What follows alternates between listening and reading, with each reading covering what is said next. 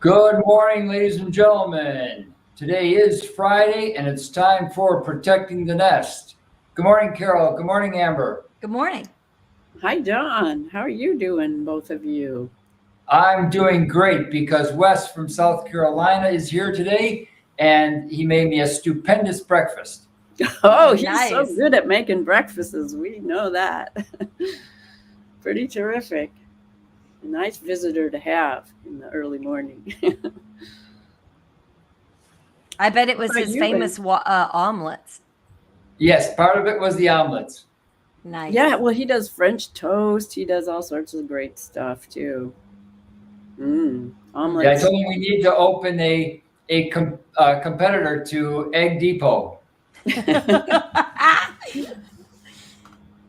Is that a chain breakfast place or something? Right, Okay. here in the southeast.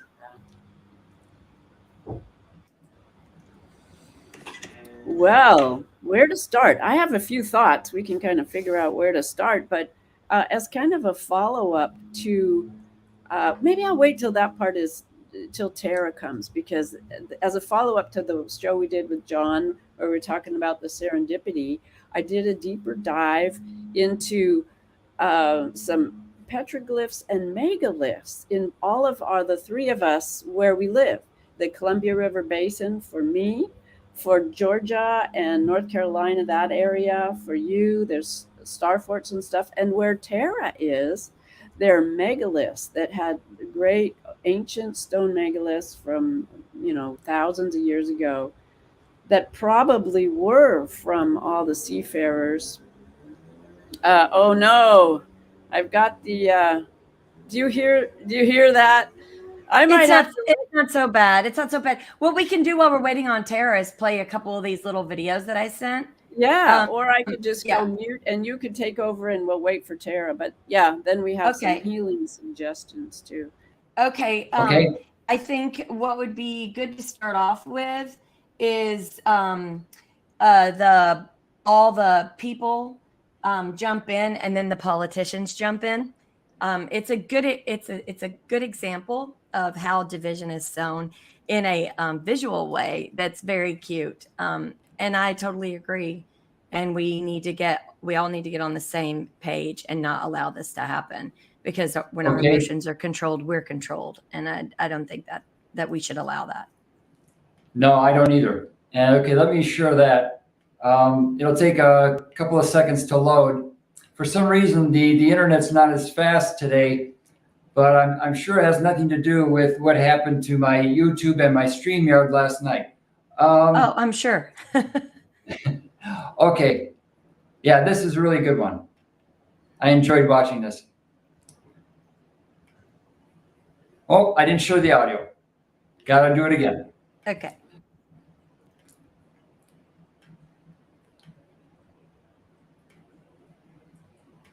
It's a good one.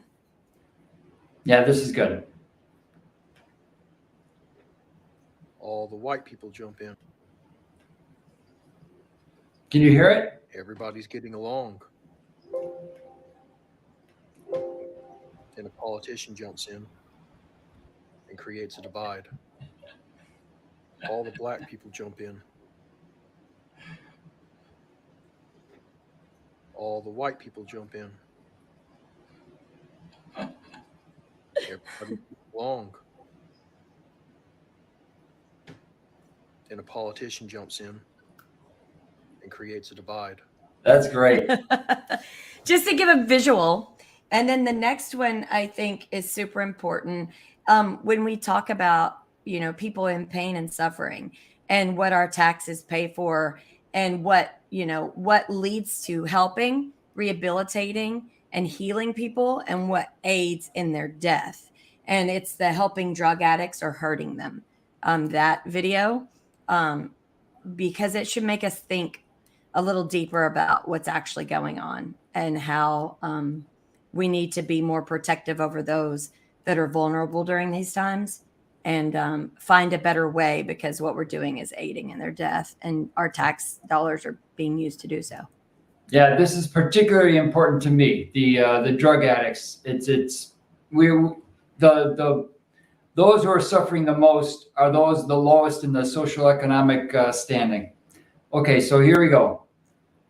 Listen to this. I'm going to go right in here in the San Francisco harm reduction site, and I'm going to see what kind of paraphernalia they're giving out today. I'll be back. So I got so much stuff. It's hard to hear, John. Give me Can you turn I it can't up? I can't raise it anymore. syringes. This is a whole box of syringes, literally for free, right? This is all on taxpayer dollars in these non-discrete black bags. You can't even get a plastic straw in San Francisco, let alone they're just giving away as many needles as you want. I have Narcans. I have these sanitary cookers. I have tie-offs to tie off your arm. I came out with saline water, clean saline packages to cook the dope with. The most alarming thing was I asked where I could go to get some help to get clean. What program can I get into right now to get clean and off the streets? And they had no idea. This is not okay. Listen to That this. was sad. Go right in here. Yeah. That was really So sad. essentially, Carol, what they're saying, he said that he went in to one of these like drug rehabilitation centers, and all they did was give him a box of all the things he could use to do drugs. And when he asked where he could go for actual help to get off his addiction, nobody that worked there knew where to tell him to go. So they disguise themselves as someone who wants to heal and be there for people, but all they do is give them more materials and products in order to kill themselves. And that it's not balanced. I can see people going, okay, but what do we want them to do? Have dirty needles? And, you know, I get that. But when there is no resource to heal people, and the main focus is to get all of these materials sent over, that pretty much ensures that you have enough needles to shoot up 400 times that day, that you have enough Narcan to get yourself through the next shooting up. Where is the lifting up? Where's the healing? That's just like pushing you to just keep going into the abyss of loneliness and addiction. So I think that that's the wrong strategy. You're on mute, Carol. It's not a new strategy. And the stuff I was digging into, the old history, goes back to the beginning of our Constitution and sort of the confederacy of the tribes. But what happened then was the same. There was this confederacy that had gone for maybe 5,000 years, or many, at least 1,000 years, that had taken a large amount of area and made a way to solve problems within a lot of people, that we based our whole, not only just the wording of the Constitution, but how, I'll get into that a little bit more later, but the trickery that happened after that, after we stole it, was things like the smallpox blankets, where, okay, we'll give you something to help you because we've put you on reservations. And these were things that hurt people and killed them in the tribes. So the divide and conquer stuff too, to go in and divide the tribes that had been together and do the same strategy to tribally break them up. So that it's been going on since the beginning of our country. Carol, get this. We're on the same page again. We must be connected again today, because I sent John a video of missing Native Americans from South Dakota. And so, I'm glad you brought that up, because it seems like we have an issue this last month, and I wanted to bring attention to it. I'm going to be trying to dig in to find those 30 people to see if any of them have been found. A lot of times when people come up missing, if there were 30, there might be 11 or 12 that are found. So, I want to go back and check. But if they're still missing, that's a serious problem within a month. Actually, just 5 people missing from the same areas. These are Native Americans in South Dakota. But how old are they? Are they like young kids? They range in age. That's what's so scary. Wow. Okay, here we go. Okay. Unfortunately, this is another one that has a low volume to begin with, but I'll do my best. Okay.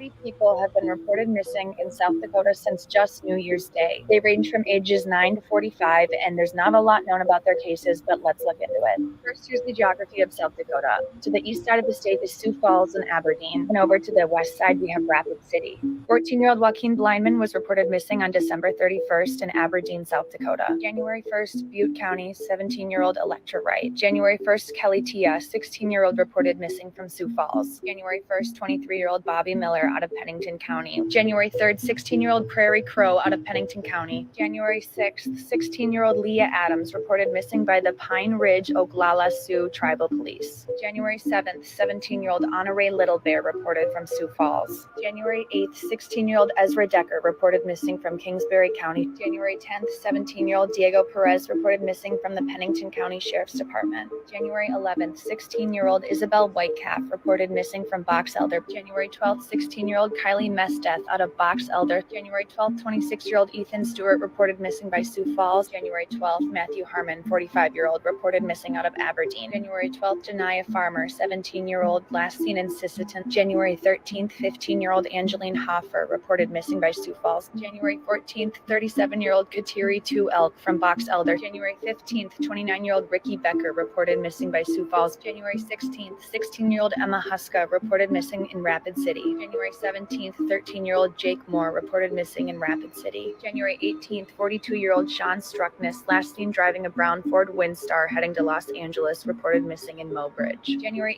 18th, 15-year-old Tashina Respects Nothing reported missing from Sioux Falls. January 18th, 13-year-old Kaylin Cornoyer reported from Sioux Falls. January 19th, 17-year-old Danny White reported missing by the Lincoln County Sheriff's Department. January 19th, 16-year-old Grace Long Soldier reported missing from Pennington County. January 21st, 16-year-old Stormy Spotted Elk missing out of Rapid City. January 23rd, 15-year-old Lola Bettelyoun reported missing from Sioux Falls. January 23rd, Xavier Phillips, 17-year-old, reported missing from Sioux Falls. That's over 30 people missing in the last 24 days. This should be alarming to anyone and everyone. Now, some of these victims are known to run away in the past, but that doesn't mean anything. This should be getting just as much attention as any other cases, because it seems like South Dakota is a very unsafe place to be. All right. You're on mute, Carol. Well, there were a lot of teenagers in that list, Yes. mostly. And Yeah. that just makes me so sad. Yeah. Yeah, that is a very depressing film to watch. It's even more sad that we hear on the news about one small thing 1,000 times. The classified documents found that probably aren't really classified, that they had permission to take to begin with. Don't look over there, look over here. Oh, we found some more classified documents. Let's talk about that 24/7, 7 days a week, day after day, while all these other things are happening all around us. I think the obfuscation is embarrassing. Like, we've reached the point of just embarrassing behavior. The absolute just buffoonery with not actually bringing us news, not actually talking about pertinent things, and really helping people. I mean, these are people disguised as those who bring us the news, those who bring us information, those who are there to protect us. And it's just total buffoonery.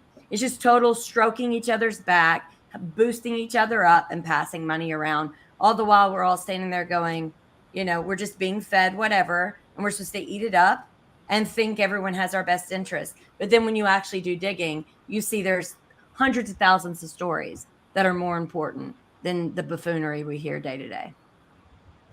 Well, clearly it's just not buffoonery. It's, I think the journalism was supposed to be one of the checks and balances. We have various checks and balances, and being able to speak and be able to speak out and be able to look at the truth and speak the truth was a really important checks and balance from the beginning. It's just been, that's where the buffoonery is, where it's been made fun of, really. Yes. But both this and the drug addiction video you showed earlier have the same root problem, and that is the citizenry is complicit the minute that they know something is out of place. Yep. and then they don't take action. And this is what Dr. Martin Luther King always pushed, is that you are complicit if you know of 3 or 4 or 5 cases and you don't take action, then you are the problem. Yes. Yeah, I think what we're seeing is evidence of predators preying on people that can't defend themselves in both cases. You know, that's what it looks like. So that's why we need to figure out who are those predators. And I think the Bregan's title of their book was really a good one, because we're seeing evidence of that everywhere. Hi, Tara. How are you? Hey, Tara. Hi, I just caught that.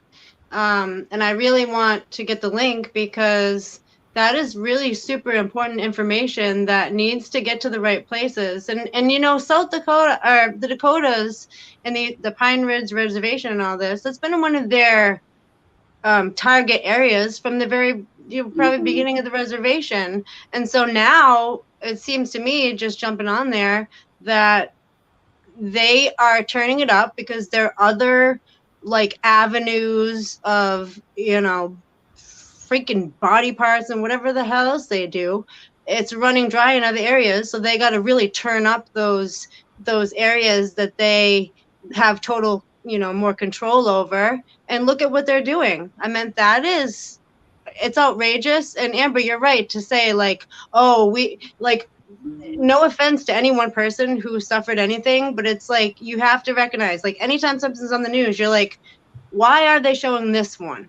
You know, why are they showing this and not this? Why does, like, the person who's the professional athlete that everyone softball, that's so important that everyone tracks that story? Yet, does any of those people know people that have been, like, you know, affected by this worse, like one after another, after another, after another? And these patterns are something that they are being recognized by people who never imagined anything like this. So I think that we do need to spread that story, because I didn't hear that. I've never heard I just that. sent you the link. I sent you the link. I Thank texted you. it to you. Yeah, I texted Thank it to you. you. Thank you. Yeah. Oh, okay. So was that on YouTube or? It's either YouTube or TikTok. It was a quick video. I was Okay. surprised she was able to fit those 30 names in. I was like, oh, you know, And because you're on a photos. time limit. But she did a great job. Yeah. So yeah. Because the photos showed the age and, you know, a lot about him. To get as many as she did was really terrific. Yeah. It made an impact that it's not just targeting anybody, but they're Right. young, healthy people. And when the news says, well, we do smaller clips, it's hard to fit in that. She fit it in. Mhm. She fit it in a very small time limit that showed and gave proper acknowledgement. You know, that this whole excuse of, well, we didn't have time, but you have time to repeat the same story like 100 times in a news segment. And the Give me a same break. story to We're not everybody. stupid. Yeah. Yeah, we're not getting local news anymore or in-depth investigation. You used to be able, even the local news would have investigating journalists that would do more in-depth stories that came out. I mean, even just a few years ago, you would see more of this happening than just Yes. the same exact thing that's read from a script. And maybe showing a local version of the same thing that's read from the script, which might be Antifa, you know, messing up your city, or, Yeah. you know, riots and, you know, the various fires, you know, all the scary things are really amplified. One of these videos that I found was specifically for Tara because she has chickens, and this one lady who raises chickens found out what the issue was with a lot of chickens not being able to lay eggs. And so I was like, oh, Tara needs to see this. We've got a chicken coop built. We just haven't got the chickens. And so I found it really, really great information. And it, you know, gives a heads up. And so whenever John wants to play that, I had never thought that this could be the issue. I'm sure Tara and her husband has, you know, they've kind of analyzed, and they may, because I think your chickens are able to wander around versus some of these other ones. So you may not be experiencing the same stuff, but here she is. All right, y'all. So here's my take on what's been going on with the egg situation. Everybody keeps asking me, why is the price of eggs so high? Everybody knows that they're extremely ungodly right now, right? Well, here's a chicken conspiracy for you that's not really a conspiracy. It's being confirmed not only here in our house, but apparently all over the nation. And nobody said anything about it because we all just assumed it was winter. They stopped laying in the winter as much. And come to find out that everybody across the nation stopped getting eggs from their chickens altogether. Nobody got a single egg all winter from there. Everybody's reporting end of September to like mid-October, the chickens stopped laying, and ours stopped laying in September. We hadn't had a single egg all winter. Well, we discovered we have a little escape artist here, Luna, our white leghorn there. She can get out of the coop and just, we can't contain her. Anyway, she started laying again about a month ago, and we discovered that, well, that's weird. She started to lay and nobody's laid in months. Like, we have gone months. You go, Margo. We've gone months without any eggs at all. So we started looking into it, and then finally somebody said something in one of the chicken groups, and they were like, hey, is anybody else's chickens not laid a single egg? Because we've had them for 50 years and we've never gone a winter without a single egg. Not one single egg. Well, we started letting our chickens out and to free range. We usually feed them. You can see they're not even touching the feed anymore. Like, this has been here for 3 days. They don't want it. And apparently everybody who's been feeding their chickens this type of feed has stopped getting eggs altogether. So people who aren't able to let their chickens free range or can't run around the yard at all aren't getting any eggs. Kind of convenient when eggs are the price of, I don't even know, gold at this point, I guess. But yeah, so let's check over here and see if we have any today where they've been out. We had to keep them up yesterday. Yeah, look at here. There she is. She was laying. I was calling for one. She didn't come. So we have 1, 2, 3, 4, 5, 6, 7 eggs today. 7 eggs. Yes, I know it needs cleaned. 7 eggs. 7 eggs in one day. We haven't had any for months. Months, y'all. Months. Feed. It's the feed. Everybody's saying it. It's the same thing all across the nation. If you ask people, we're finally figuring it out. So maybe we can kick this egg thing. Wow. That's incredible. It's I incredible. figured you would need that, Tara, because I was like, you know what? It passed the word along. I wonder what part of the brand. problem. I wonder what brand it is. It's got to be I a can pretty. look. Yeah, I can look to see if she added that link. I don't Well, know. That's so funny because think about it.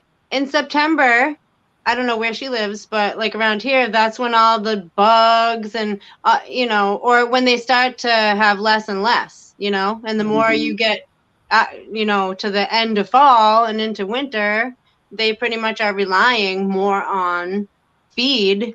Yep. And, I know I think we've talked about before, but, there's been a link to IG Farben, and which is a link to Monsanto and all that. And then they bought Bayer, and then they bought, or Bayer was in there for the beginning, but then they bought Purina.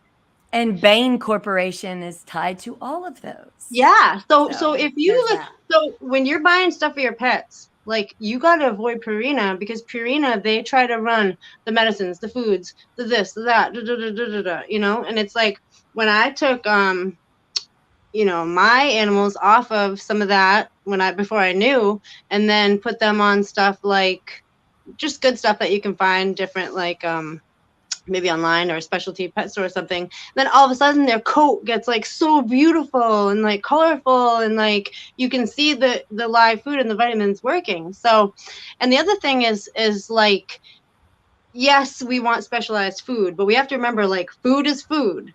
So if you have healthy stuff, you have a compost, and you give your scraps to the animals and stuff, like, they love that. Like, these guys, corn tortillas, like, they will follow a corn tortilla like anywhere. That's so cute. Yeah. So we don't need to rely on these companies that are straight up, like, obviously doing something very nefarious, because it's just like cause and effect. these different people. It's a pattern. Again, Yes. it's What- a pattern. What we were told a while but back. we can see a pattern recognition is, I think, Yes. what humans are good at. Yes. And that's what we've been learning about too, the metadata. So it's so great. And part of it is the communication, to be able to hear from all over. Oh, whoa, it's happening to everybody.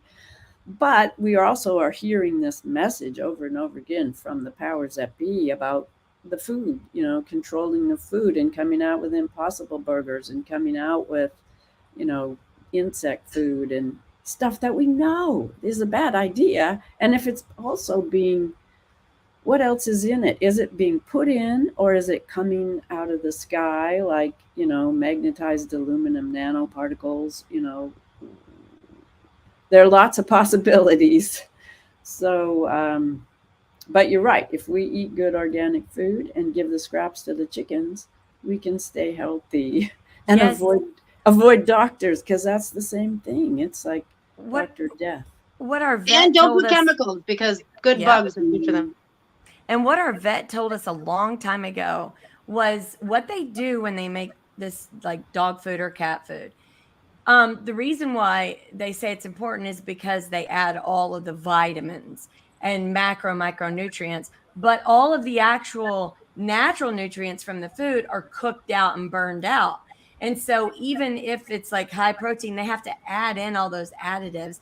So what we were told is like if it's cats, you can add in certain fish, barely broil it, or if not at all. And then you can toss in like particular vegetables, especially like sweet potatoes or pumpkin, and then add a little scoop of the food that's been cooked. That way they're getting their nutrients, all their rounded vitamins, but they're actually getting the sustenance of real food. And so it not only does it save a lot of money in the long run, because you just pre-make the stuff you're going to add to the food. You only add a small, like 1/4 of a cup of the dry food. You add all the other things, and then they're getting like a well-rounded meal. And you can totally tell, Tara, their coat is shiny, and for our German Shepherd, we actually will add like not cooked meat. So like, either if it's fish, salmon, lamb, whatever it is, we add it to it with the dry food, and like puree pumpkin, and we'll switch that out with potatoes or carrots, and he cannot get enough of it. Just no onions. Animals don't do well with onions. But yeah, and with cats, they love eggs. So you can add just not a raw egg, but like just semi-cooked boiled egg. They like that as well. So it's just, adding these things to make sure they get a diversity of a diet is just, it's so smart. And our vet was right on when they told us that. We saw a huge difference almost immediately. Well, somebody made a comment about Soylent Green being people. And Marty had asked me to do a deep dive into prion disease. And just recently this week, I did a deep dive into it. And it seems like it came from the area in England. It happened kind of in the 80s or 90s, where all of the sheeps had this scrappy. They'd been fed some ground up sheep brains, and it developed in the sheep. So the Pirbright Institute, which was right around South England, developed a vaccine for the sheep. And then it started showing up in the cows, because they were feeding the ground up sick sheep in the cow meal. And cows are not meant to be eat other cows or sheep. They're not carnivores. Yeah, they're not carnivores.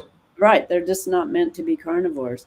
So, and quite a few people died in England, because they were eating the hamburgers, and the beef was, it went up the food chain. This prion disease, which was mad cow disease, which puts holes in your brain.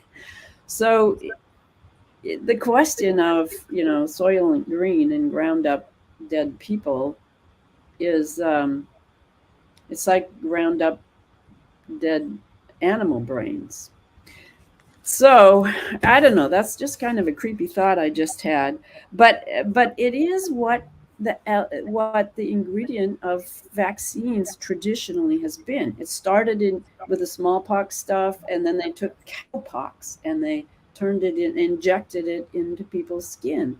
Not smallpox, but actually a similar disease that was from cow udders, and one of these, we were talking in on John's program a little bit about some of these ancient laws, and one that I didn't read but that was interesting was, if any man should attempt to sell diseased cattle or damaged goods, for the market keeper shall expel them, and all the maidens shall proclaim him throughout the country.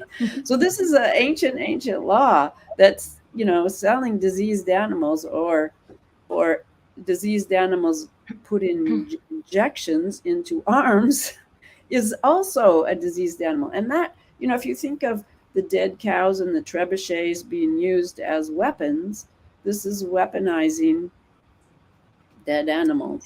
Well, Carol, I have a video of Dr. Merrill Nass, and I got it because I know you can expand. It's a very short video, and once it like kind of gives a summary. Could you expand more on Dr. Nass?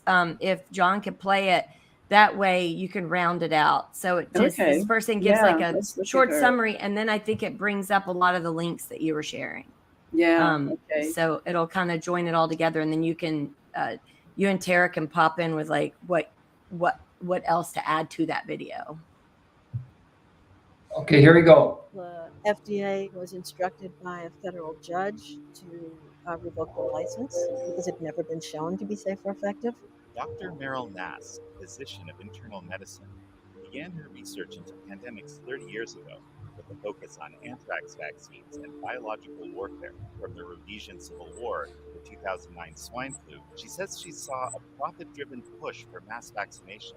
In many cases, they bypassed adequate testing and modified or attempted to bury data, she says. WHO had changed the pandemic definitions a couple of months before the 2009 swine flu pandemic showed up. So you didn't need deaths anymore to trigger these contracts. It could just be a new virus. Today, Dr. Nass is one of many doctors whose medical license is being threatened for deviating from official COVID guidelines during the pandemic.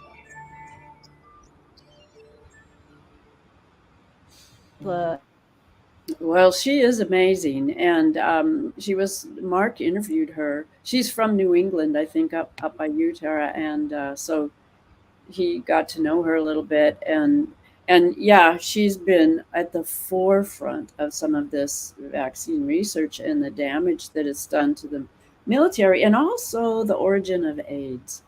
She was very vocal about the products that were hurting people as treatments. And, we didn't have a vaccine for AIDS, but we know there's one in the pipeline now. So they're already talking about that.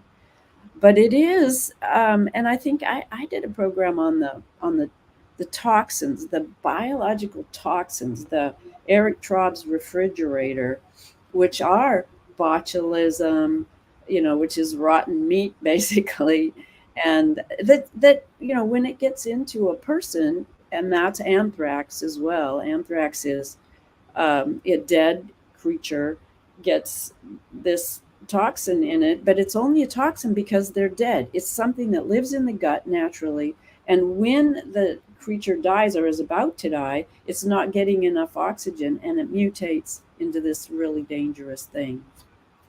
So it's all natural process, and it's just a age-old trick. Shall we call it a trick? And that idea of renaming things that she pointed out, we just call them something else and do the same old thing over and over again. So yeah, if I want, you could relabel botulism as camel virus 4. Yeah, or anthrax or prion disease. Yeah, it's kind of, they are maybe little variations, and with the latest, newest microscopes, you can call them something else in biology, but they're part of this continuum. But what's really there in the in the continuum is our immune system that evolves with all these forces it gets, and it learns how to deal with them. And that's the lesson here, is how can we support our immune system to do what it does. It's a miracle, and we don't totally understand it because it's got infinite variation. It's just bigger than humans can grapple with or try to. I mean, we can improve it as we know things that are good for it. And I put some links in the thing about well, there's natural blood thinners in our food, like onions and garlic and ginger, are all vitamin E, all these things that you can do that are natural treatments. There's turmeric, cayenne. There's another natural blood thinner, or things that really support your heart, that are bromelain and NAC. And then there's veggies that, just by eating all those veggies, herbs, there's so many things that really do support us, that we've learned for thousands of years of cooking and food and people. We've learned, and they used to say, food is your medicine and medicine is your food. That was what the beginning of Hippocrates and science, medical science, started with that premise. So there's so many things that we can do, but we can see that this predator-prey environment, who is running big pharma, the DOD, there's just all these characters acting badly. Well, this is almost, I just want to say that the things that we can do, I think, can be put into the categories of like faith and knowledge, because when we talk about vibration, we talk about prayer, we talk about the things that feel good to us, that's the vibrational side. And then the knowledge is dancing. Yeah. And then the knowledge is what we're talking about here. Like, here's what can take care of this. Here's what to, the recipe for this here. You know what I mean? So if you kind of intertwine both, you should cover everything. But really what you guys are saying to me is like so pinpointedly outlying Project Veritas's latest sting. Did you see that? Mm-hmm.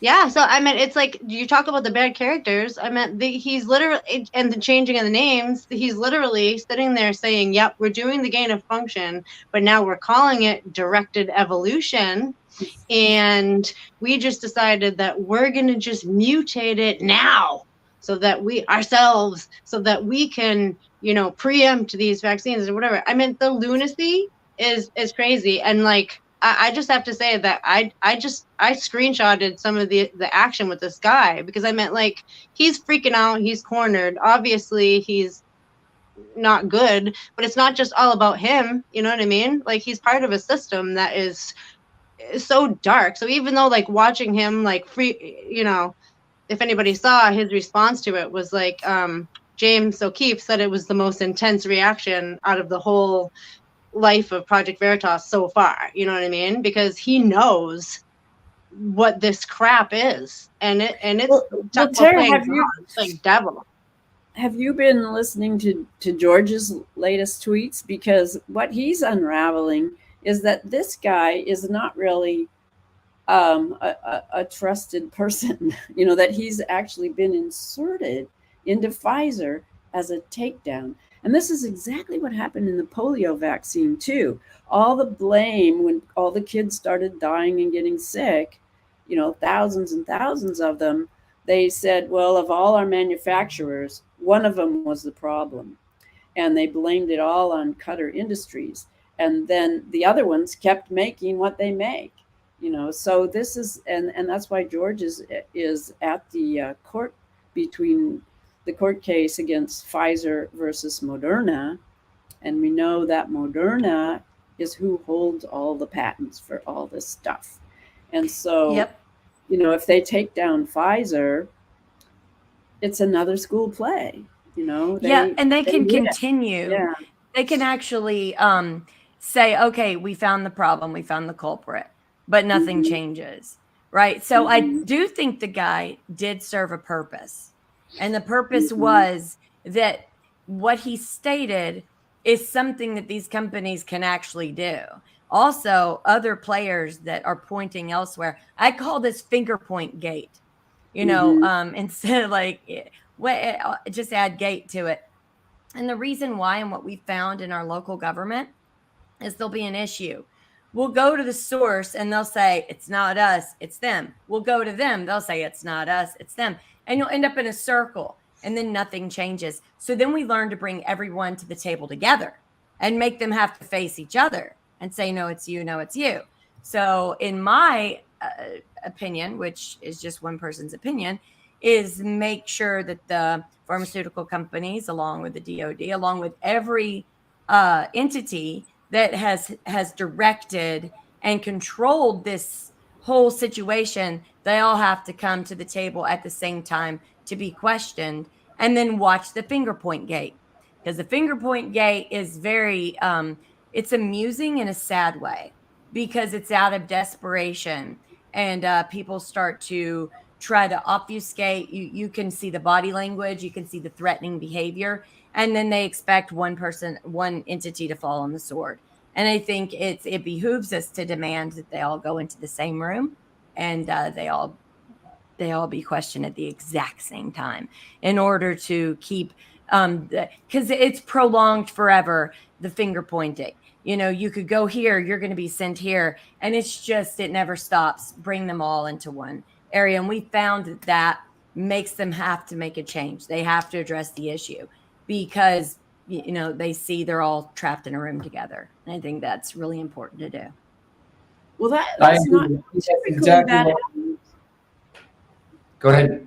Oh, I was just saying that typically cases get pulled out in time, and so you only get so many people at once. So I think that's a wonderful suggestion, Amber, and I I I think this does need to be a different kind of investigation than what we have, and I think there are lots of issues with the legal system and its ability to get to truth right now, and that's a huge problem too.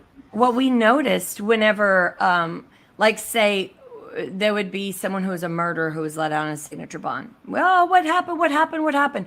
We would be told it's the judges. We'd go to the judges. The judges would say, no, it's the booking in the jail, because they qualified for a probation, like where their probation officer reset their probation. It was a probation revocation. And then the first appearance hearing didn't check, like the first appearance people didn't check their juvenile record. And then the judge was only presented with the crime that they just committed, not their past grievances. So then the judge wasn't given all the information by the DA's office, or by the defense attorney, or by the jail itself. And then so we would go there and they would say, well, no, because we don't have access to the juvenile records, because that comes to the DA's office. And we go to the DA's office. Well, no, we can't actually give that information a pretrial release, because the state legislature does not let anyone see juvenile records without A, B, C, and D. So then you go to the state. Well, the only reason why we did that is because the DA's office and other people were complaining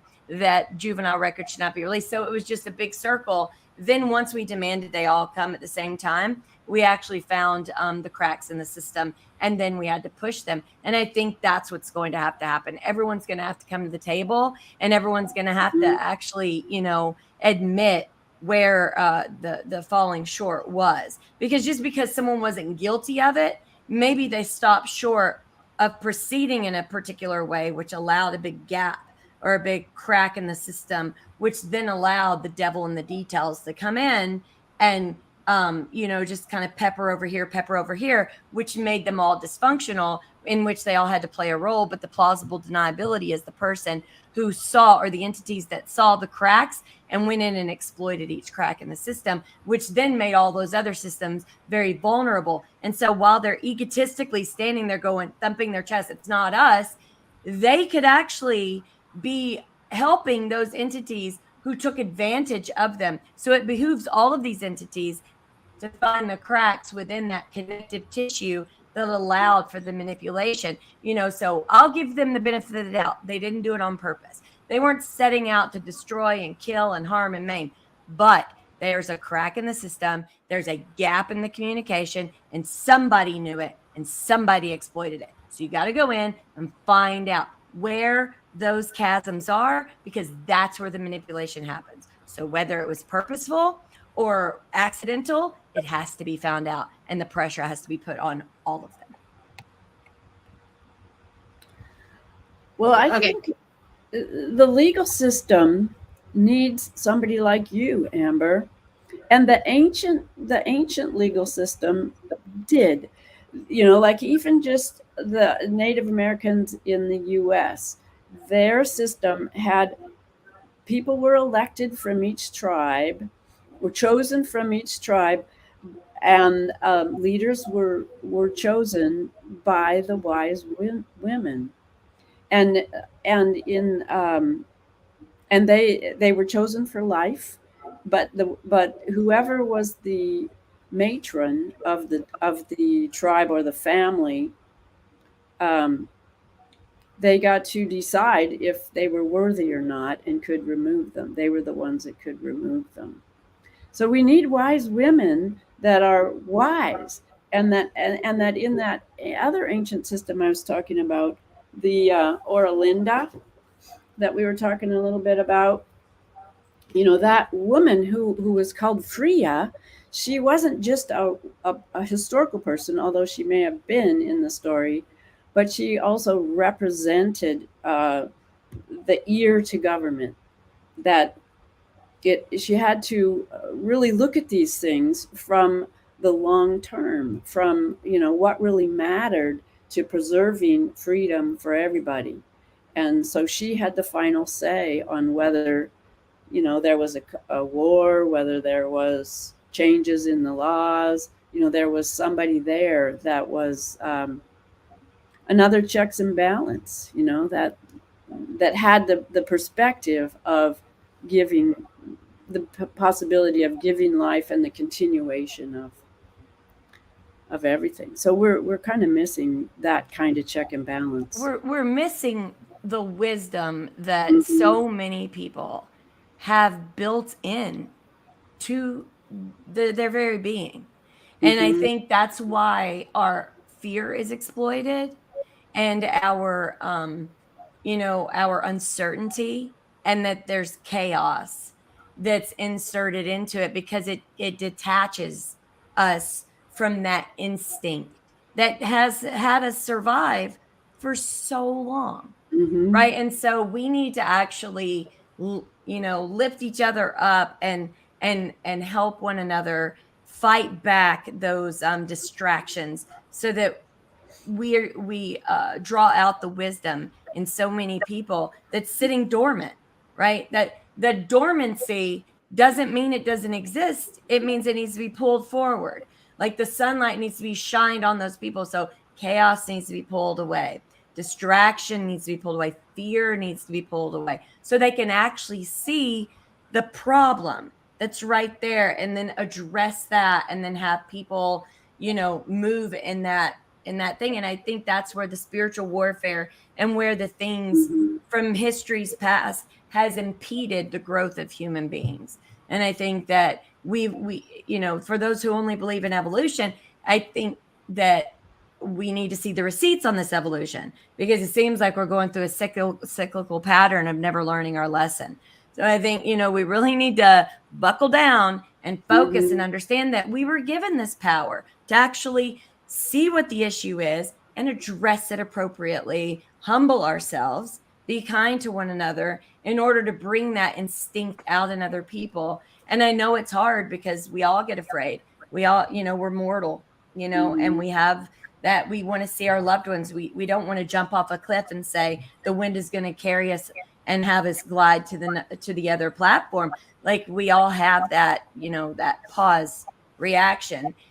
But we need to be there for one another. I think there's so much wisdom in the human race that we just need to unlock it.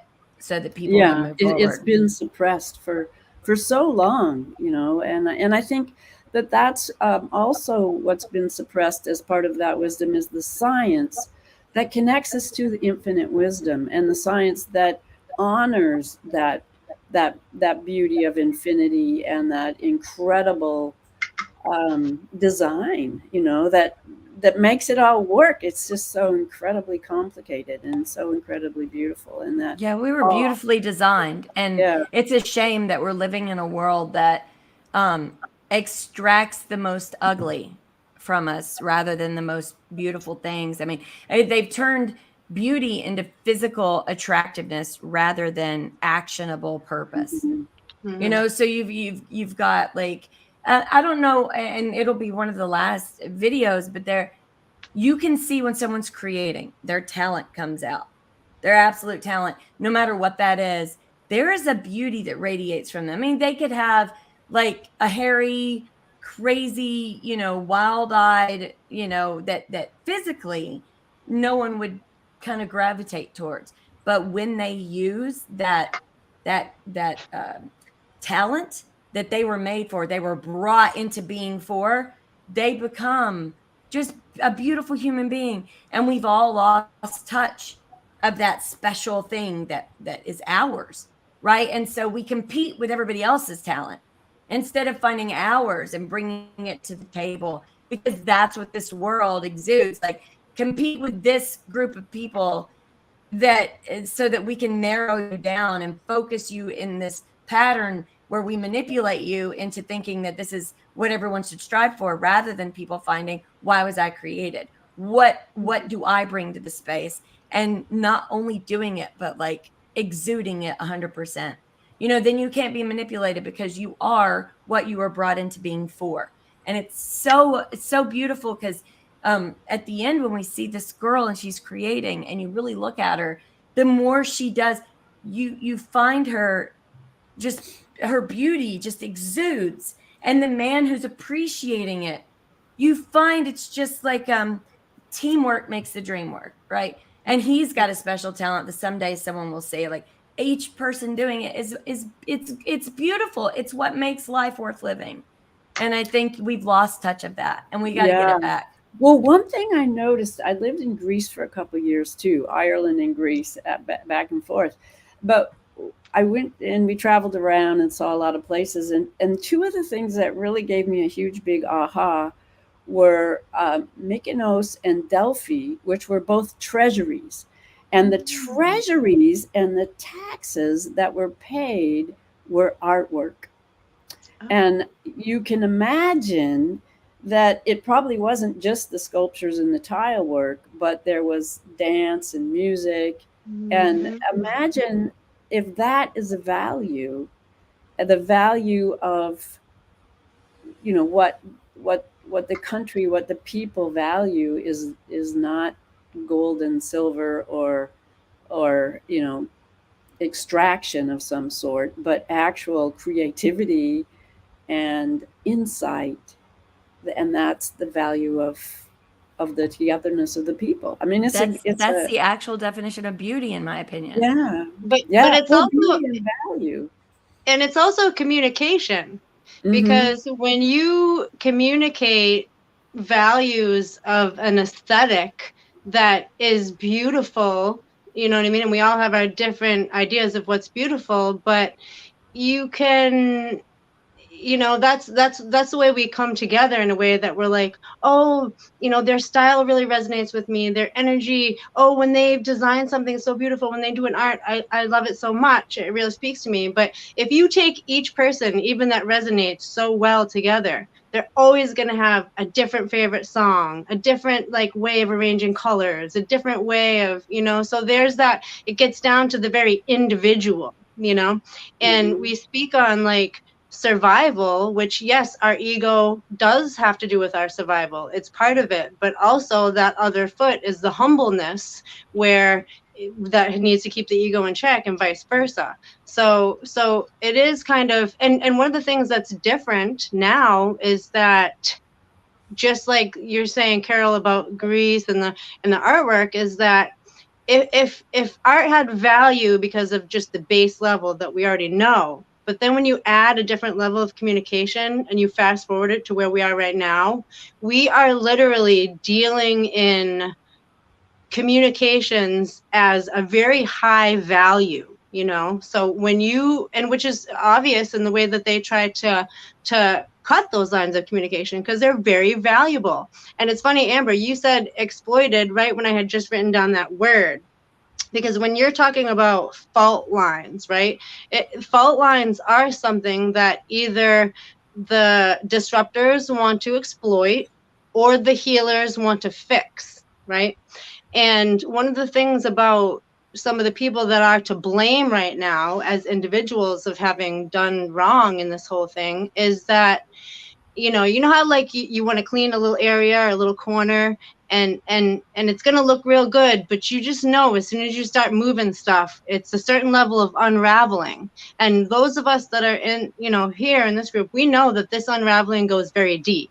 So you just pull that string and it's going, where it's like it's going to go back centuries, it's going to go back families, it's going to go back tricks, it's going to go back methods and maneuvers and all this stuff. So literally right now, the crack is the system, basically.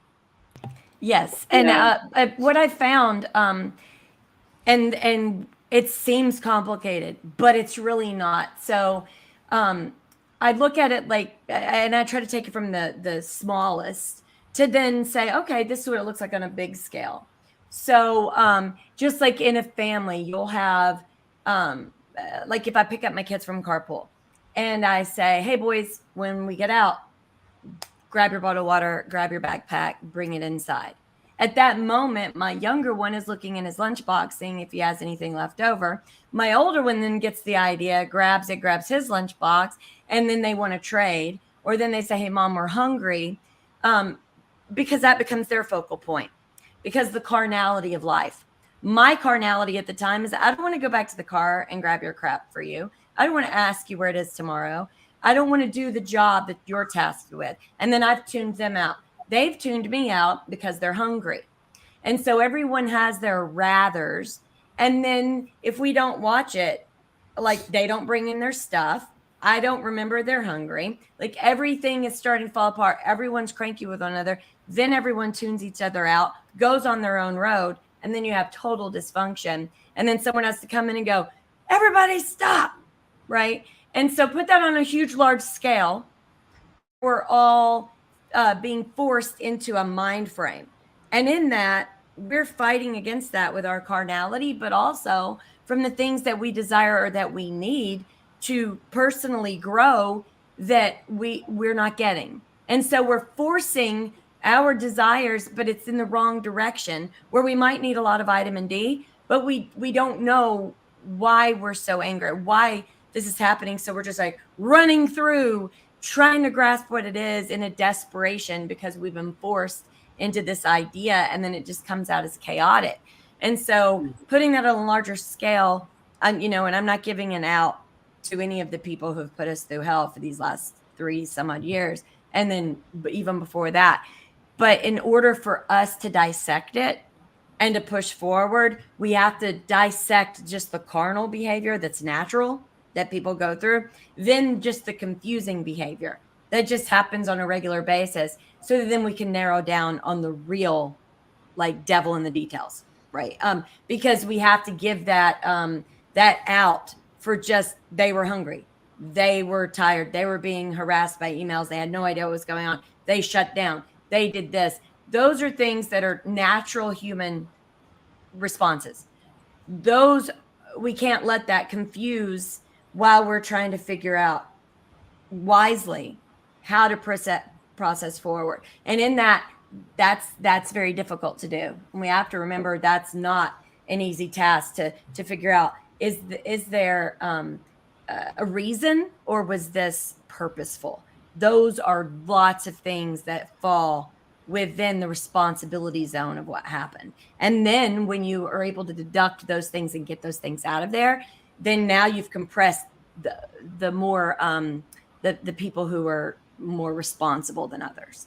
right? And so that deductive reasoning we have to remember while we're researching and while we're trying to mend this problem and not have us fall for this again. Because the thing about learning is you're not supposed to repeat the same mistakes again. So we actually have to take all of this in so that we don't repeat, so that we're able to figure it out in order to not keep going through this over and over again. Well, I think that that brings up a good point. When to not go over the same things over and over again, that's the definition of insanity, to repeat what you've been doing for the past 70 years and it's not working. In the Rust Belt cities like Detroit, Cleveland, and Pittsburgh, there is a huge drug problem, and everybody keeps talking. When they go to lunch and they go to dinner, while they're eating, they're saying, "Oh, that drug problem is so bad. We got to do something." But they never actually put themselves into the problem. They say it's a problem over there, and somebody over there has to do something. What is it that creates for very few individuals for example, a friend of mine in Cleveland, finally, after living next to the drug problem for years and having a nephew that had a bad heroin problem, he finally decided to get involved. What I look for is, what is that spark that says, I've got to stop eating lunch here. I've got to get out and get into the problem. Yeah. Well, I think somehow the thing that brought us together was that we all wanted to do something and we weren't quite sure what it was. And, I think getting the word out is really so important, and getting the deception, shining a light on all the patterns that just keep happening over and over again. We don't want to repeat them. And there is some sort of, I don't know, something I didn't mention about the treasury of Athens. Was the most beloved piece of art in the middle of Delphi is the umbilicus, and it's this beautiful big sculpture that you can sit on, probably 4 feet high, granite, and it's this spiral like an Audi, or maybe it was the cord. I'm not exactly sure, but it was, people were trying to find the center of the earth, the center of the universe. They were thinking about it. And I think that we need to incorporate science into that kind of spiritual quest, that instead of being something driven by money, and instead of, takes it away a little bit from the addiction problem. But that addiction problem is exactly showing that, the science, which has come to fentanyl or all these awful things, these are completely man-made drugs that are out there that are so strong and so terrible. And we've taken science away from that, the mystery of the beautiful. And that's something, that appreciation can put us in the right direction, can help us evolve our spirit. And I think, Amber, you're exactly right about that. And that's what makes us able to do what's necessary, to go through a period of courage to take that step, is to have that, the wonder of what's beautiful. And that's what we want to see. That's what we know is there as an ideal that we can move for. That's what we have in our hearts. Yeah. And I think what's been off balance is the science versus the spirituality or imagination. So science can oppress imagination, but in the same turn, imagination can oppress science. So we have to remember that, there's a reason for both. And that if we stop short and say, well, aspirin works for everything, here's aspirin, that's science suppressing imagination and creativity. But if we say everything is just gases and we can wish for it and it'll appear in our hand, that's actual imagination oppressing science, right? So it's got to be balanced. There has to be the creativity in order, and the wisdom in order to look for another solution when we find that rigid science isn't working. That rigid science isn't working. We have to step out of that, look to see what is already offered by the land, by herbs, by things that are growing, by things that were given to us that sustain life already, and jump out of that rigid science and grab our imagination, our wisdom, our creativity. But in the same token, if we go too far that way, people are in harm just as much as they are the opposite way. And I think knowing that balance and actually craving that symbiotic relationship where one doesn't cancel out the other is super important. It's just what's difficult is some people are only like attracted and want science, and some people are only attracted and wants creativity, and they go at odds as so many times rather than working in tandem together. And that's a difficulty that I don't know how to surpass. Well, let's not forget there is something called the scientific method. And so there has been something so that proofs can be proven out, not just like stated, like this is fact, you need to believe me because the science, you know. So it's like, so we can prove things out, and scientists, disprove, or people with imaginations that have the mind to think about these kind of things, they can come to a proof and say, hey, there might be some holes in this proof. But there's a lot of things that are like walked around as proofs when they are theories. Okay. And absolutely. So that's something that we're working on. My answer to John's question on why the people don't feel this like automatic directive, internal directive on how to make actions that are going to be more effective. Okay. Like I really look at this as a lack of understanding of culture's lack of understanding of like a military mind. Okay. Like we're so tricked out of thinking that nothing's ever going to be like threatening on our door from our family, our society, our country. You know what I mean? It's always some vague other land. Like if you pay money to these other people in Africa, or you're doing such a good thing, or wherever, you know what I mean? But it's like the idea of like military that's going to come in and protect you. It's like, who really thinks of that? Who really analyzes things through that lens? And I think that is something that, like, if we were a system that has been like a blow to our white blood cells, which are like our defenders, you know, stand down, stand down, stand down.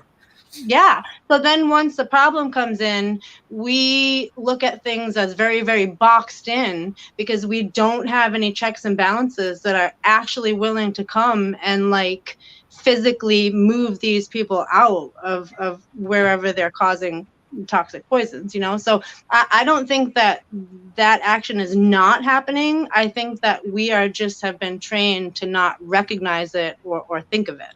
And I've been guilty of that. I've definitely been guilty of that. And I'm glad you mentioned that because it's been in my mind, but I haven't processed it that way. So that actually helps because I do tend to, I think I just look at it constitutionally and what the structure was built to do and the fact that it's not doing it. But looking at it from that perspective as well gives me more balance. You know, when those entities don't step up to address the situation we find ourselves in, instead of like begging and pleading and saying, why isn't this happening? Well, it looks like forces and principalities higher than they are not requiring them to do so. So it looks like if you notice there's the issue, it's time for you to step up as well, right? So instead of looking at it like someone else needs to be responsible for addressing this, it's probably best that just individuals step up to address it because it's not being addressed. And I think that you made a great point there, Tara. Thank you. Well, something I think that's happening right now that we might not be really aware of is that for 500 years, science has been completely removed from the idea of consciousness, you know, but, and we had this, and then, you know, later in the last 100 years, we've had, you know, the idea of this clockwork that everything, you know, and we're trying to make science, which is the standard model, work without that. But now with the Webb telescope going way out there, we're realizing that quantum weirdness, which is non-location, which is all things are possible and then one thing is chosen when the waveform collapses, it really does have to do with consciousness on the quantum level, which we've only seen as tiny, and we haven't been able to connect to the real world. But now the biggest world, that's also the case they're finding. So that means really that instead of the material world being separated from consciousness, that it's completely integrated. And then, all of humankind up until Newton thought that. They realized that the world is alive and that we're a part of that. And then it was gone for 500 years, and now we have to realize now it actually is the reality, and we have to figure that out. It's kind of we're on this new edge. Well, So I found a video that actually it's a man who's explaining some of one of the agendas, which is a transgender agenda, but like the way he frames it and he's talking about it is a better way for people to understand what an agenda is and why it's used and why it strikes at people's fears or emotions. And I sent it to John. I think I titled it "Man Explains Transgender Agenda." But you can take transgender out of it and just put anything into that place and look at how he lays it out and actually see how bigger forces actually cause a movement of large masses of people by using these strategies and tactics. So it wasn't so much about per se only transgender. It was about inserting whatever that motivation is, right? And then looking at it to this is how it's done and this is why it's done in order for us to grasp it. And then we have to grasp how it's done in order to then address it and stop it. Mm-hmm.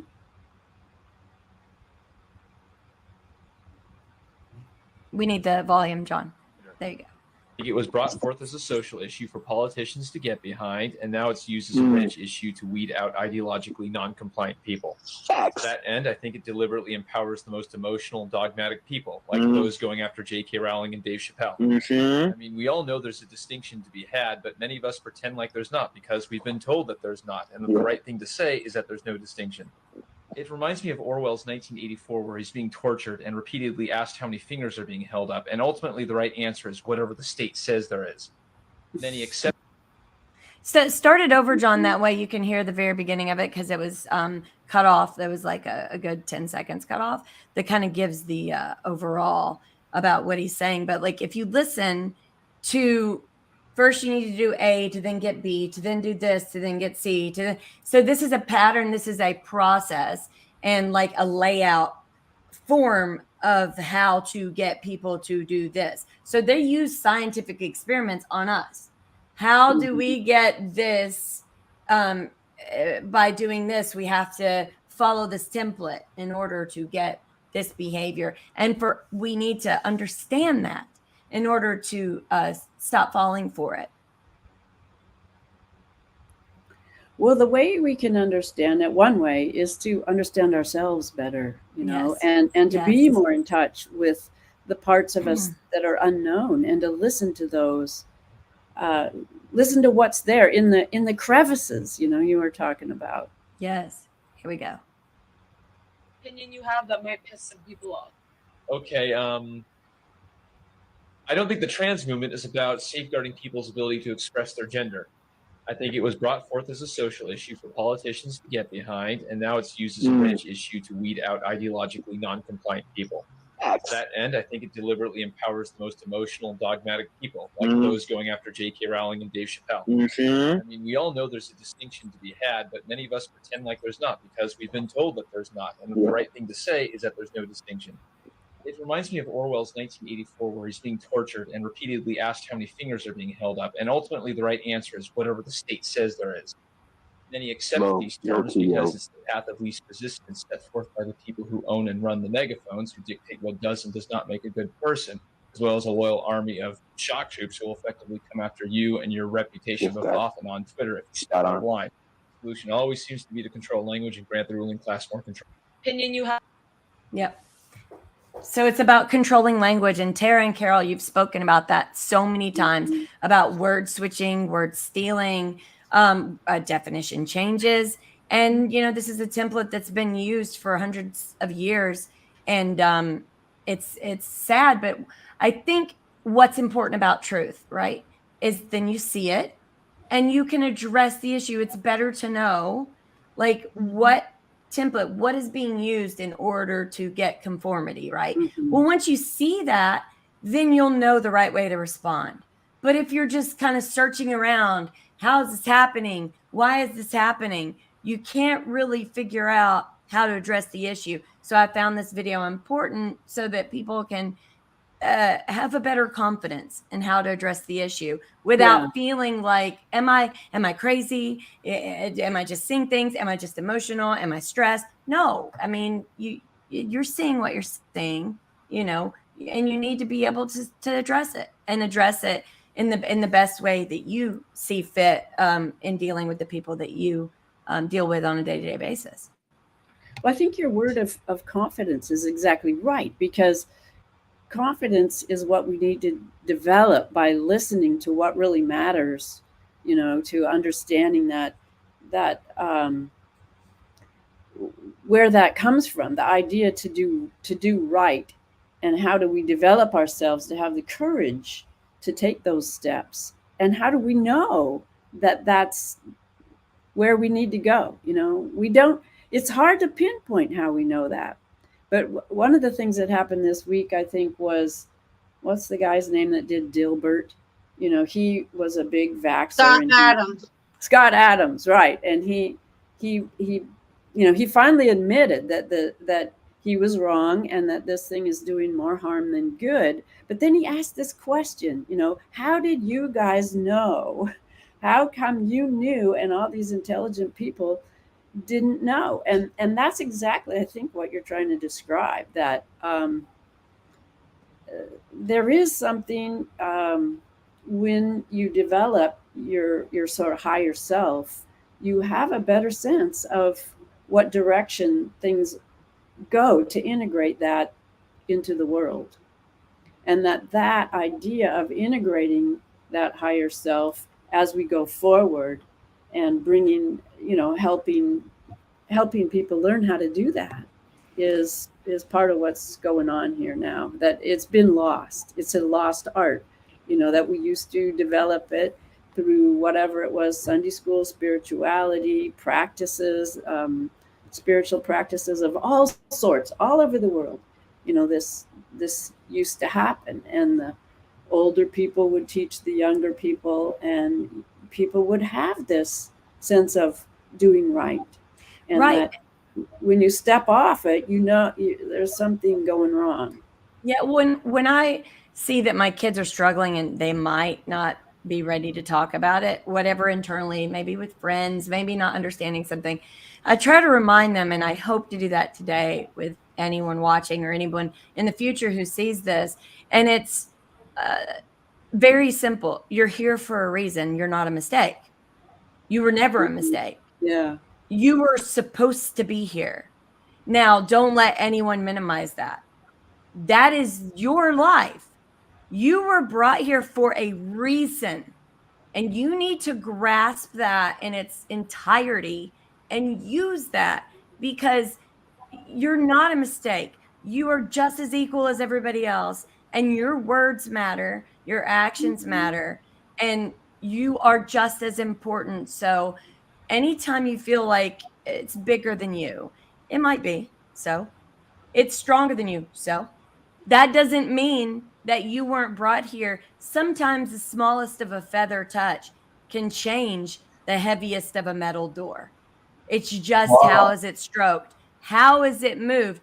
What caused that reaction, right? And so we're all given a key to open a door, right? But if you're totally feeling like you don't have a key, there is no door, you're helpless, there's nothing you can do, they've won.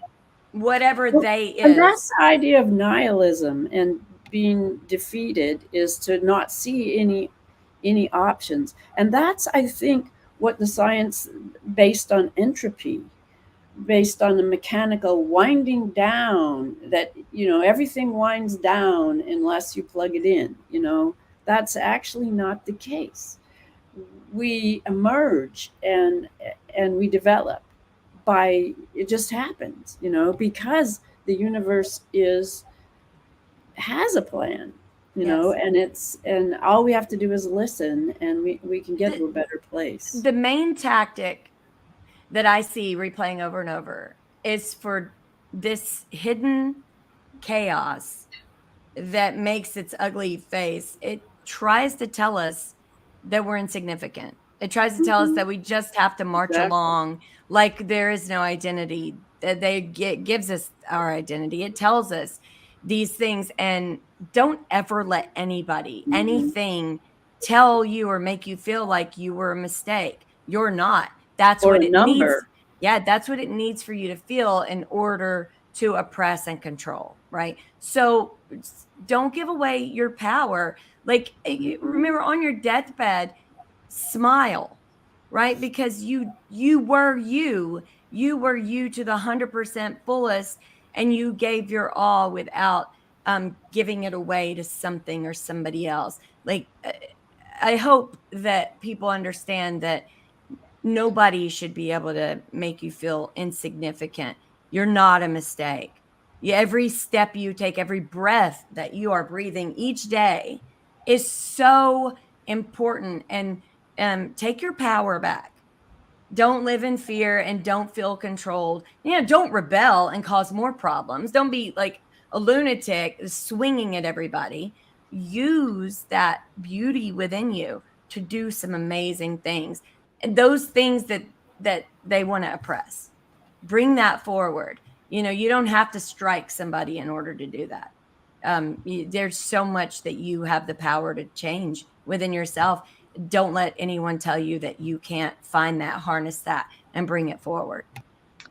And I just want to add that, people, because part of our lesson in life is something of a temporal nature, and so I think the very fact that we are meant to be here, those that, are not with us in the flesh and blood, they were meant to be where they are too. We have our angels, and our time is our time. So I know people have a hard time kind of moving forward when they've lost people, and and that's hard too. So the ones that are here and the ones that we can't see, we're all doing this together.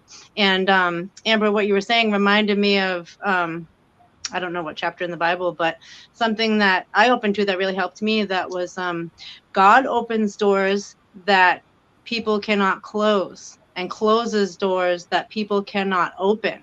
Okay. And so we're a part of this bigger picture. So anytime you feel overwhelmed, yes, go internal, go to any of these things, because it's in your DNA, it's in your spirit, it's in your soul to actually receive the information internally that you need to receive. And it kind of reminds me of this, right? Because when we sing and maybe we imagine Jesus, and we're like this, okay, we give everything, we give our palms, right? The hierophants that are kind of maybe these medical hierophants, they do this. They do this because they want the energy to come through them, and they want to control it, and they want to direct a little laser right through these two fingers, right? They don't want this. They don't want us to have that openness between each other, okay? And I just want to, you guys that might have seen, I just want to do a quick plug to a channel called Grassroots Army. And they are actually have a lot of school board action where they're showing parents coming in and reading these things and talking about what's going on here. And it's hard to listen to, but again, like when we face up to these problems, we have to recognize what's going on here. And if it's hard for us to listen to, geez, doesn't that highlight that they should not be for kids? So this is really important stuff that we need to and you know what I noticed? I know it's happening across the country, but I noticed a lot of these parents have an Illinois accent, and I know Illinois particularly has a lot of trouble. So Illinois parents, like, Everyone just talk to your kids. What the heck's going on here? But check that. Yep, there it is. Thanks for that. I'll check it out, especially when I head to carpool. Yeah, I mean, we think we don't have time, but we do have time to make a difference. I mean, just all this, the chaos and the poly crises, the endless crises, stress people out in a way that makes it hard to be quiet and listen. So Yeah, there's so many people who tell me, John, I'd love to help, but I'm so busy. You have to slowly take away their excuses, dismantle their excuses, and show them how to delegate, how to organize their time better, or even offer to do something for them to free up some of their time. If anybody wants to email me, I have a ton of examples of how we can work better and smarter, not harder. Yeah, I think even making use of those little moments in time. I'm teaching my grandson to drive, so I'm driving with him a lot. And, it's easy to get frustrated when things stop you in traffic, so I'm trying to teach him how to use that time to just, look around, observe, be peaceful, feel that, as peace instead of irritation to get to somewhere else. There's just a lot of simple little tricks we can do to keep more centered. And when you are more centered, you have more ability to understand what it is you need to do, what the next step is, and have that confidence that, some people have more than others for some reason. I saw a breathing technique on a video the other day where if you're stressed, or if you're, example, in the car and people aren't driving well, or you feel like your cortisol level's going up, to do 2 quick breaths in through your nose and 1 out. So it'd be. Yeah, that's and it perfect. totally calms you down almost immediately. And what it so does I always is need to remember that, because I don't remember that. The long breath out is the signal for putting you in rest or digest, which is a totally different nervous system. And the sharp inhale actually takes you out into, reaction. So the 2 ins, it's an exercise really that you're learning. The long breath out is where you want to end up. So when people say just stop, take a deep breath, that's what they're talking about. Yeah. To Tyrone for teaching me to breathe deep. Well, breathe, and it's the long exhale that is actually the shift. So breathe deep and the longer exhale. I heard a really good thing before I was a parent. This woman had done this talk about divine waiting, and that's what she was like. You got to recognize the divine waiting. When you're put in a position, traffic, line, whatnot, instead of getting all frustrated and wasting that time, you have to be like, well, there's a reason you're waiting. There's a divine reason you're waiting. And like you're saying, if you look around, and even with a little kid, you can be or like, you can listen. Yeah, just listen listening. inside. Yeah, just take a moment. Yeah, or what you're saying about a little kid. Go ahead. I'm sorry I interrupted. Oh no, I was just saying, like, if they're fussy in the car, you can be like, what does that sign say? Like anything out the window you can start talking about, and total distraction is key with little kids. Yeah, and I'm so glad whoever decided, let's put a radio in the car. This the things you can do with music when you look around, and it's almost like you have to give your right arm to merge into traffic. Like, please, somebody let me in. Instead of that, you just play whatever mood music, and then you can actually get into the music, and then time just flies by, and you don't even really notice. Well, I love to drum on the steering wheel, so I like those times when I'm not trying to also steer and drum at the same time. So when there's music, you're always drumming. I didn't know you were drumming in the car. Well, that's the only time I get to drum normally. It's unless I'm at a charrette. We gotta get drumming, and just like that's why this Christmas for my family, it was like we printed music and sang, because like sing-alongs, family sing-alongs, and we talked about if you provide people the lyrics, you know, they don't really have an excuse now. This is true.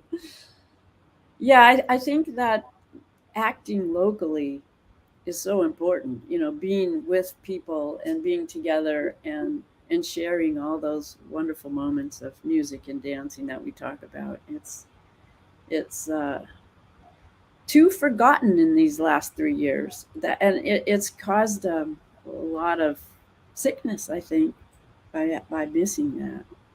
We should build a new tradition, some kind of like, I don't know, Americana square dance or something, like, you know, or bring like one of the local square dances out to like mainstream Americana, and we'll be like, everyone do this dance and hold him, Do-si-do. whatever. Do-si-do, yeah, whatever you gotta do. Swing your partner round and round, flip them to the. You gotta have fun with it. You gotta have fun with it. I meant there's so much, you know, information coming out. There's so like you can just sit back and imagine like what would it be like to be somebody that just all of a sudden is waking up, because you can see these waves of people, and of all the time that they've had control, this is totally new for people to not have that middleman directing conversation, you know, and that's why we win, because it's like real conversation, and goodness itself has a way of being symbiotic and making sense. And all this other crap, it's like that's one of the reasons on keeping it hidden and keeping it like in the dark, is because when it comes out, it's just not going to jive with the true energy of our planet, you know, because I Right. really feel like these are demonic alien type things that get into people, get into systems, whatever. They're not, and that's why we're meant to really like recognize it and literally go after it, because it's not part of our natural system. Yep. And John, I just sent you because they were talking about drumming.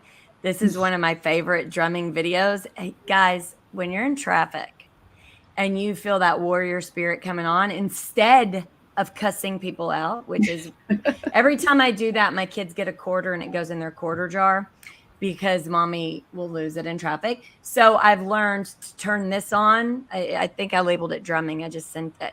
The last Yeah, one got it. will be of the video right before we exit. It shows the girls' creativity with music. But this one reminded me when Carol and Tara were just talking about drumming, and I even noticed some comments in the section. I think Norman said American Drum Circle. Yeah. So it's a really good one. It's This one of is my really powerful. I think everybody should pause what they're doing and get in sync with this video right now.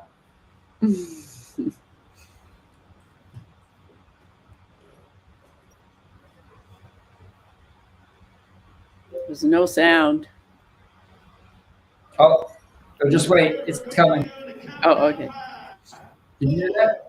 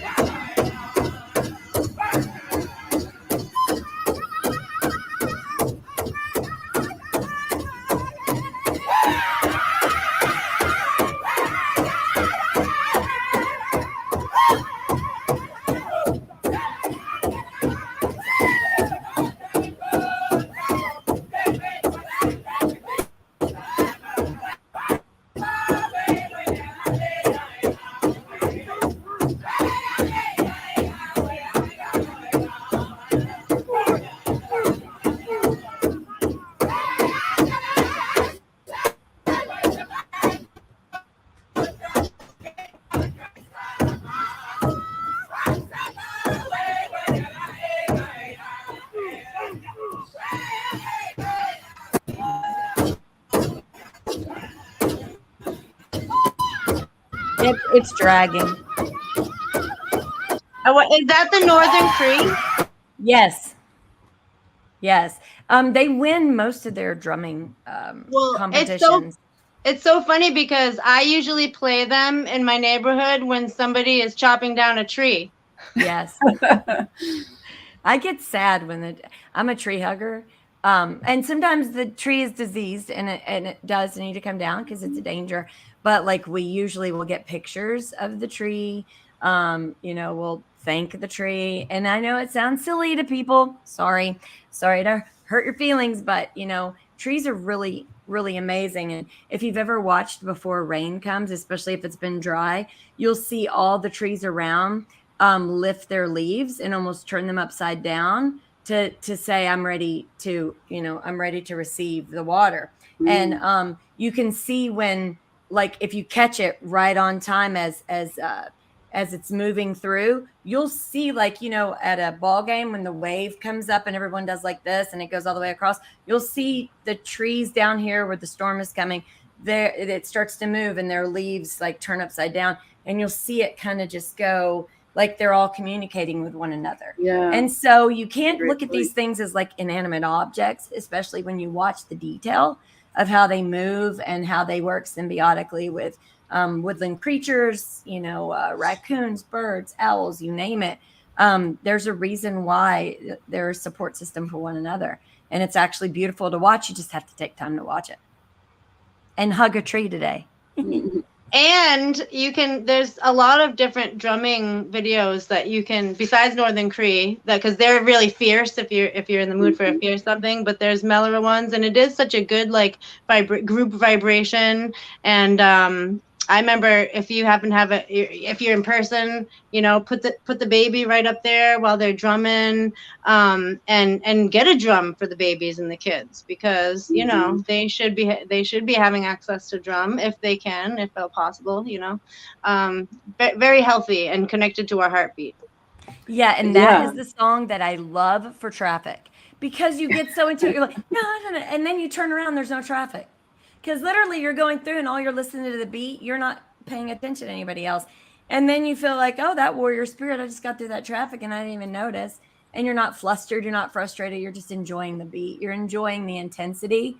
And like you end up developing, with music like that, you develop a story in your own head. Like, what does that mean to you? And what story does that fit for you? That there's meaning to what they're saying, but when you're feeling a certain emotion and then you find that music that has that beat that actually exemplifies that emotion, you are in your own storyline. So it's like a shared experience where they are telling a story within that, but then you can experience a whole situation from their storytelling. So it's really amazing. It's how you visualize it, and actually, for me, it takes so much stress off when there's a stressful situation on the road and everyone's acting silly and like nobody's paying attention, and people are going either too fast or putting on their brakes for no reason. Like, literally no one's in front of them. There is no traffic light. They're going, and then they just slam on their brakes. You're like, what are you doing? And I'm notorious for sounding like a sailor and just spitting out all kinds. My kids are like, oh, you owe me a quarter. And I'm like, oh, and I get even more frustrated. I'm like, oh, I'm trying to stop cussing. Oh my gosh. So turning on this music is amazing. There's so many different kinds of drumming too. I mean, that one was very rhythmic, and then there's more complicated rhythms that change, like tablas, with 17, 13 times, and there's it's so therapeutic. Music is the great healer. And because there are so many different rhythms of everything that we are, just one of those nodes, but we're hearing it all, somehow or other, deeply within us. All these different rhythms that are overlaid and complicated. What the last video, because we got a strike for Mufasa, so apparently, I know.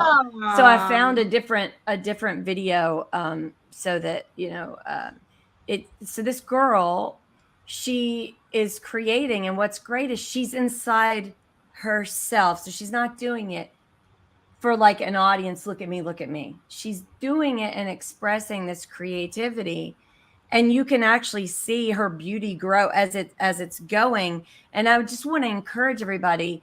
You know, I strongly believe that we're all given at least 5 talents, at least 5.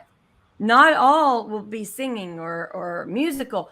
Like some talents are communication, some are just what you radiate, you know, just your presence. Some are like, you know, you're able to build things or create things that solve your problem solver. Some people, you're a peaceful warrior. You know exactly what to do to bring attention to a situation, but then nip it in the bud, right? Without harming anyone. And so there's so many things, but find yourself, know thyself, find your 5 talents. And this girl, she did a great job. Like she's found her talent. And Tara, you have the same kind of talent. I've seen it. A Norman who's in the chat, and Carol, you have that. Especially with your heart, it comes through when you're speaking on the things that you're passionate about. I mean, even someone who may not even believe, like, oh, that I think you could soften the most hard scientist with your passion, with how you see things, not from some level of like utopian crazy, but it's actually doable. It's actually, you know, solvable, and your heart comes through that. And same thing with Tara and your music. You know, how you close your eyes and you just go into it. And I've seen Norman do the same thing. And this girl reminded me of so many people I know throughout my life and that I've known, where when you see someone deep within that talent that they've been given, their purpose, it's the most beautiful sight to behold. So I found her. It wasn't her beauty, you know, her external beauty, which is there, but it was that inner beauty that shone through so amazingly well. Well, I love your idea of the five talents that we all have, because we can find them. They're there, you know, we know what they are, but that we're all here for a reason too. I mean, I think that's our search. That's our path. We're here to figure that out. And John, yes. And John, let it play through, because at the end, when she does it, like you just see, it's almost like you see the brightness of the soul, like through the music. Like everyone will see it differently, I think, the vision that you get from it. But I mean, it's just, she's inside her creative self. And I think we all need to share our creative self with the world. It's so important right now. Yes. Creativity is so important. Hey, she gonna build the beat.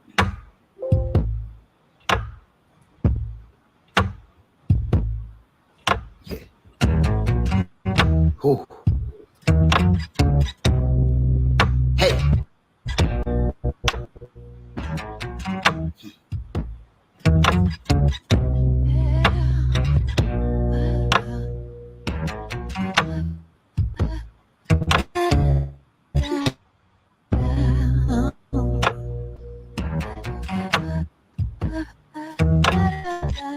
Oh, good.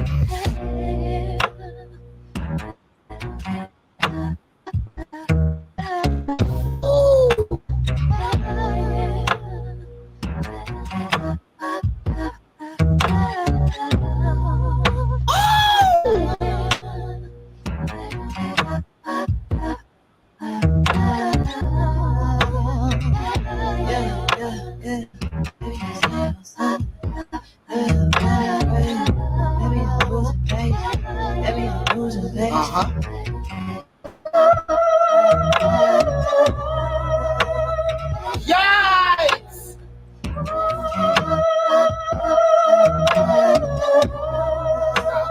This is too fucking good. Wait up for me, I'll be there. Say it.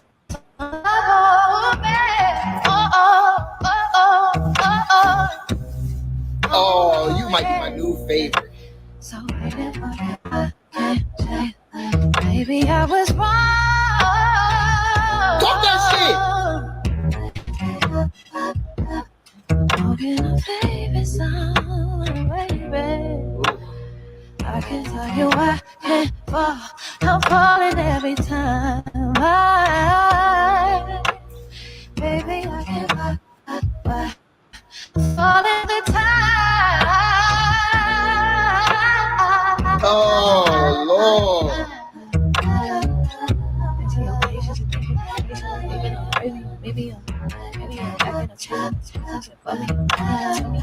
Yeah. Yeah.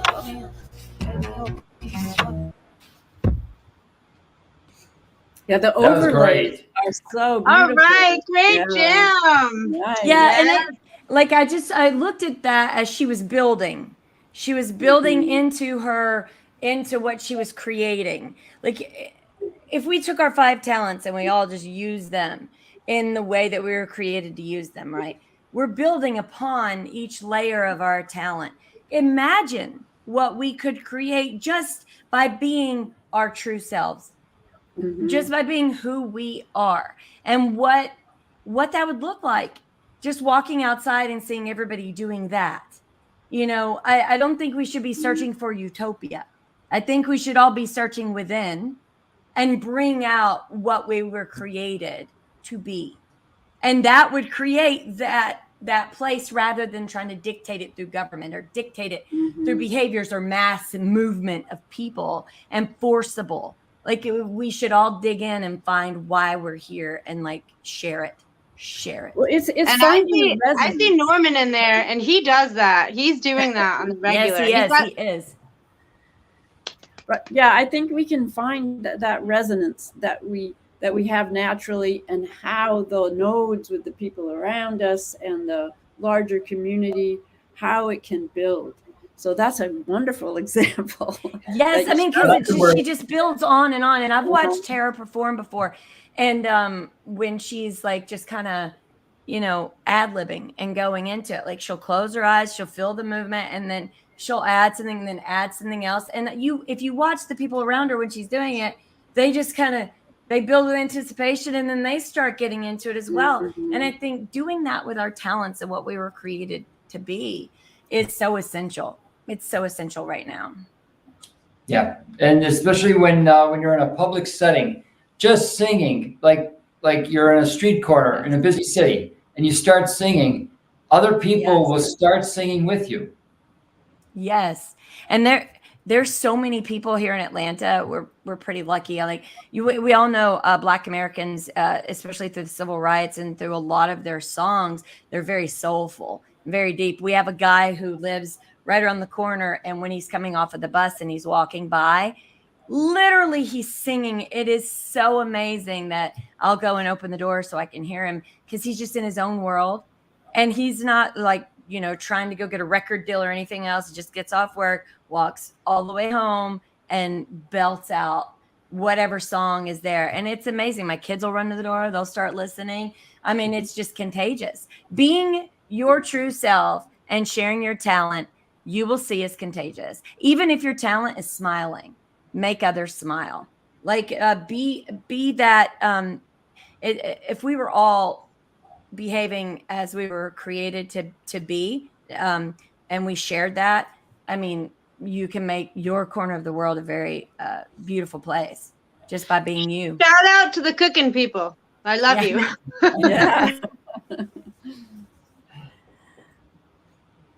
Amber, Deborah, all y'all that do that good stuff. I mean, it's so important, It's like some of us are just like, grab a bit of this, shove it in your mouth and go. Somebody's like, no, we can be creative and make this really and Deborah nice. makes it pretty too. Like she takes, and she when we went to Temperance, and she brought out like all this stuff she had made. This one cake, I was like, how long did it take you to do this? She's like, oh no, it's really easy. And I thought, there's your talent.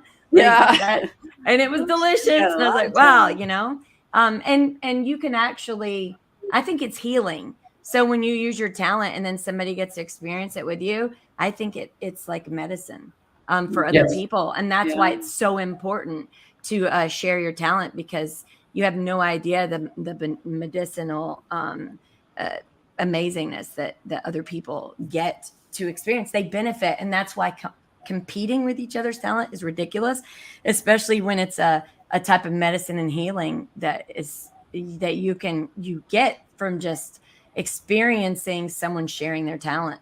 I mean, there should be no competition in that. You should just be receiving, because it's being given whenever someone's sharing it. Like, receive that, give, right? And then you give by sharing your talent. It's a wonderful cycle of life that we could really, benefit from if we Over just the get next out of few the months, fear. we're going to talk a lot about contagious diseases, contagious bacteria and viruses and whatnot. But there are a lot of positive things that are contagious. Be that contagion. You be that contagion. Right. I think that's a great idea. And You we can, are stronger than any germ. Mhm. You are not a germ. You be you. yeah, and there's Right, we're all growing different. too. We can grow the food we cook, and that can be a contagion as well. It's so beautiful. It's so amazing to watch it emerge from the earth, in all its incredible complexity and beauty, and taste delicious. I mean, it's all something. If we all can do that, we don't have to rely on the global insect food. Well, I'm not really offended about a little bugs getting in there, but it certainly is not going to replace other forms of protein. Let's put it that way. Hey, John, I know we got a strike from Mufasa. Is it because you played the whole thing? Do we need to start it halfway through when he's already out of the car and just only play like 10 seconds? I'll play 10 seconds. Like, how do we know like how long we can play it before copyright? Is it like? I don't know, but I'll risk it. Trying to 10 push seconds. it with Mufasa. We'll just have to learn the dance and do it. Go, Yeah. I mean, it's like you're moving, but I know we're talking on a wicked happy note and whatever. I just want to, speaking of angels and different stuff, I just want to do a shout out to Diamond, Lynette Hathaway, because I believe that there are a lot of people that die that didn't really die, and some people that are really good. You kind of hope that it's them, But when I saw her sister out there talking on it, I was like, oh, so it was her time, got very, very special woman. And so I'm just going to be putting her out there as a special angel for all of us, because man, does she shine like a diamond. Okay, here we go. With it's Friday, then Saturday. Be this guy or gal. Share the contagious enthusiasm. There's life again. There's life again. There's life again. There's life again.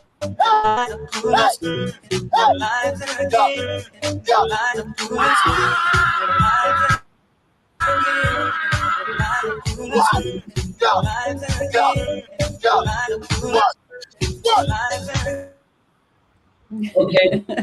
That's even hard to watch sitting down. Yeah.